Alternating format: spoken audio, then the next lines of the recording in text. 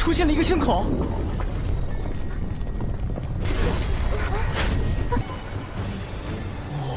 天，有海浪！居然看到了传闻中的无尽幽，这才是万道之首的镇压两头绝世大妖。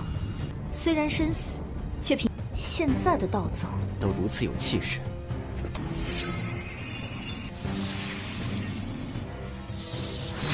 宗的道界现在是我。哎呀！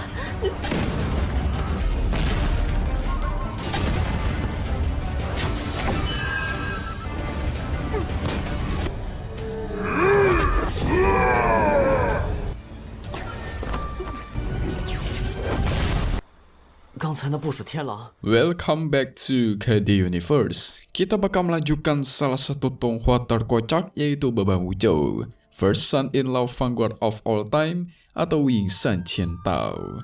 Nah, di part kali ini kita semua bakal melihat Wuzhou bakal bekerja sama beserta teman-temannya. Mereka berusaha keluar dari alam rahasia Nether. Di sana Wuzhou juga mendapatkan sebuah harta legendaris dan dikejar juga oleh monster legendaris. Nah lo, kok bisa tuh? So langsung saja kita review sedikit dulu buat part kemarin, di mana kita semua sudah melihat Wuzhou beserta teman-temannya akhirnya masuk lebih dalam ke alam rahasia Nether.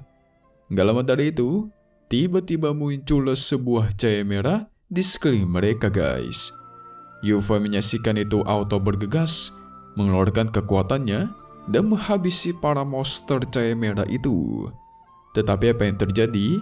Setelah dia menghabisinya, tiba-tiba muncul kembali monster cahaya merah yang sangat banyak di sekitar mereka.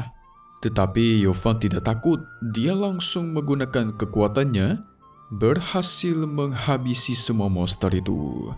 Setelah itu mereka juga dikejutkan karena bertemu dengan para petinggi-petinggi zaman dulu yang sudah berubah menjadi sebuah patung.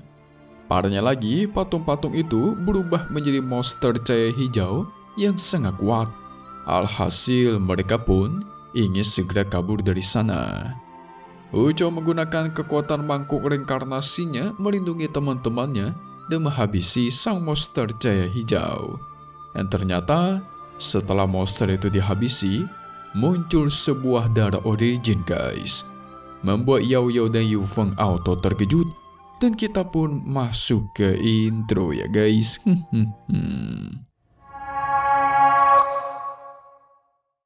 Tentu Wuzhou bingung akan apa yang namanya darah origin. Yoyo menjelaskan kalau ini merupakan harta langka langit dan bumi, karena darah origin ini membantu seseorang untuk memperkuat diri dalam sekejap. Wuzhou memberikan darah origin ini kepada Qingze karena dialah yang membawa mereka ke sini.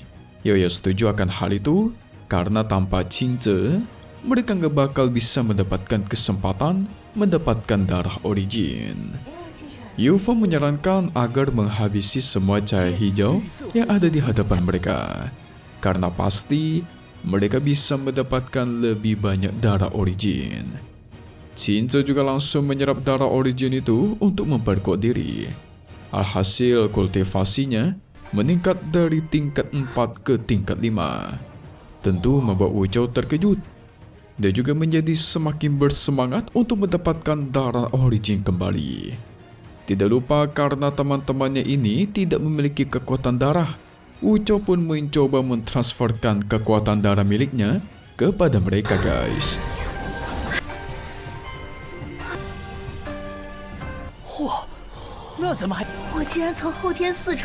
Itu membuat Yao Yao dan Yu Feng terkejut, bukan main. Karena kekuatan darahnya Wuzhou ternyata sangat kuat. Tanpa basa-basi, mereka pun langsung maju menghabisi monster cahaya hijau.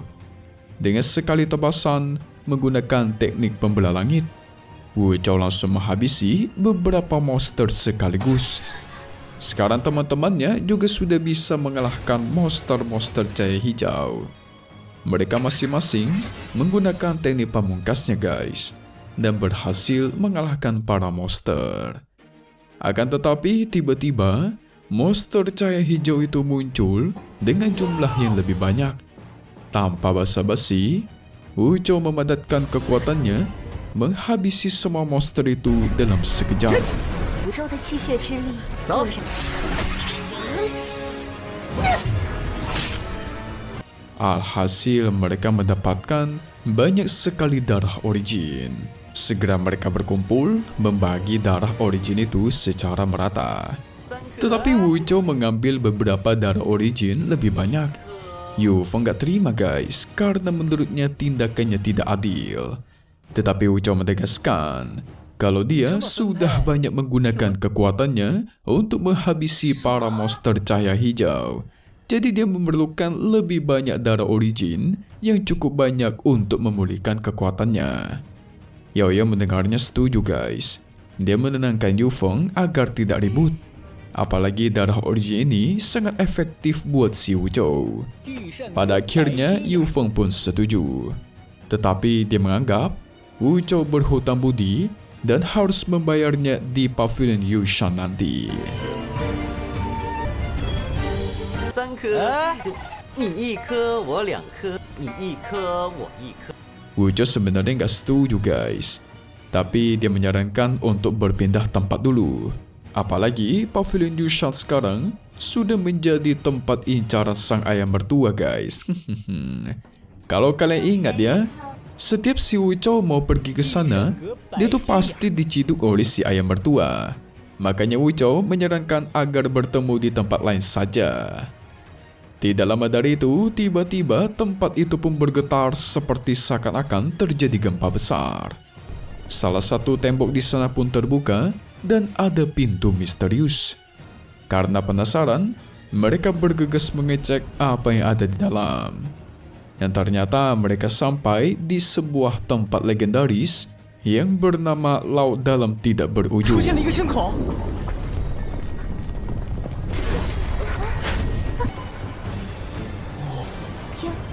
有海浪， Itu membuat Yu Feng menjadi semakin kesenangan dong, karena tidak menyangka dia bisa sampai ke tempat ini. Gak cuma sampai situ, mereka juga melihat ada seseorang yang sedang berkultivasi di seberang. Dan ternyata, itu adalah pemimpin Taoisme tepatnya 6.000 tahun yang lalu. Berita beredar kalau dulunya orang ini diserang oleh monster abadi dan kata emas. Dan sebelum dia dihabisi, 虽然生死 dirinya berhasil menyegel kedua monster itu. Tepatnya di atas langit dan di bawah tanah guys. Mereka terkagum-kagum karena pemimpin Taoisme sangat kuat dan pintar. Sampai-sampai udah tidak bernyawa sekalipun, dia masih menggunakan sisa kekuatannya untuk menyegel kedua monster legendaris itu. 然看到了传闻中的无尽幽。 这才是万道之首的镇压两头绝世大妖。虽然生死，却凭现在的道宗。 Wu Zhou tidak bisa membayangkan seberapa kuatkah orang ini saat dia masih hidup. Tetapi apa yang terjadi? Tiba-tiba cincin pemimpin itu pun lepas dan terbang ke langit, serta tubuhnya itu menghilang. Yu Feng tanpa basa-basi mencoba maju, ingin mengambil cincin itu. Akan tetapi, sayangnya cincin itu malah direbut oleh Yao Yao karena dia juga mengincarnya. Namun mereka berdua tidak bisa mengambil dan mendapatkan cincin itu. Karena cincin itu terbang sendiri dan masuk ke dalam jarinya Wu Zhou. Tentu mereka berdua kesal dong. Pasti Wu Zhou diam-diam sudah menggunakan kekuatannya untuk mengambil cincin itu. 都如此有气势，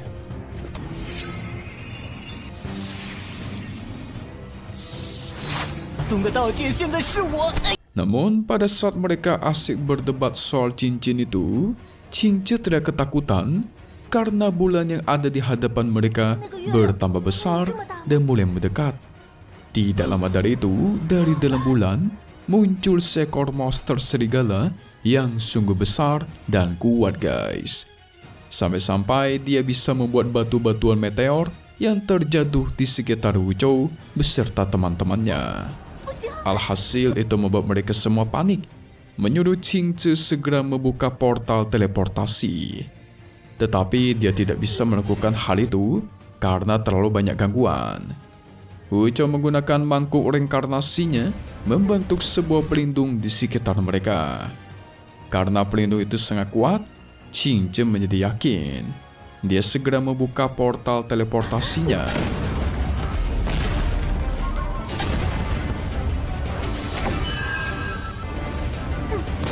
Tetapi sepertinya sang monster tidak membiarkan hal itu terjadi dan menyerang mereka secara langsung. Untungnya dengan tepat waktu, mereka berhasil berteleportasi kembali ke kediamannya Patriarch She. Itu membuat mereka sekarang merasa sangat lega, akan tetapi Yao Yao yakin pasti orang-orang kuat akan segera sadar kalau monster legendaris itu sudah lepas dari segelnya. Waduh. Alhasil dia pun menegaskan bakal segera pergi dari kota ini. Dia menasihati Wuchou karena dia yakin Wuchou pasti memiliki sebuah hubungan dengan sekte Tao. Jadi dia mengingatkan Wuchou segera pergi dari kota Lin'an saja. Akan lebih bagus dia bergabung dengan sekte Tao. Dan akhirnya Yao Yao pun pergi dari sana.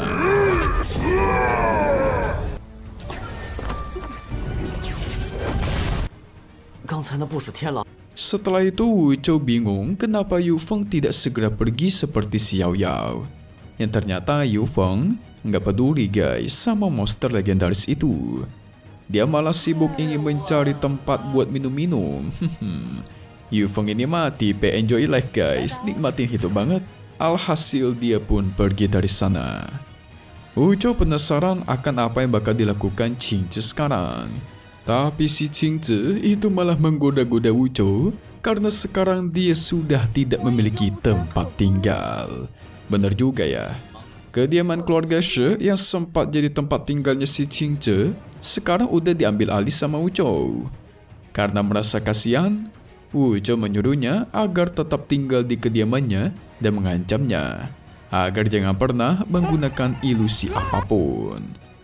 Di sisi lain ternyata si adik Yuncie itu diam-diam mengawasi Wuchou dari atas pohon.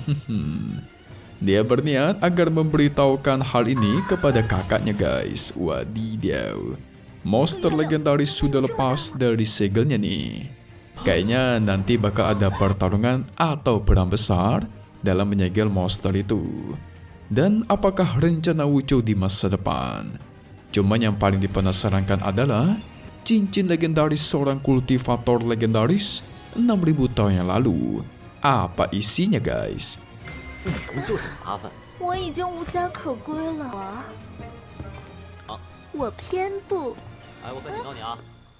So kita tunggu lagi buat part 26-nya guys, pastinya cuman di sini.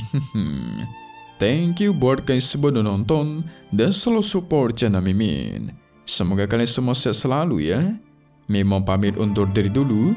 Kita bakal ketemu lagi di video-video selanjutnya. Oke kalau gitu, see you guys.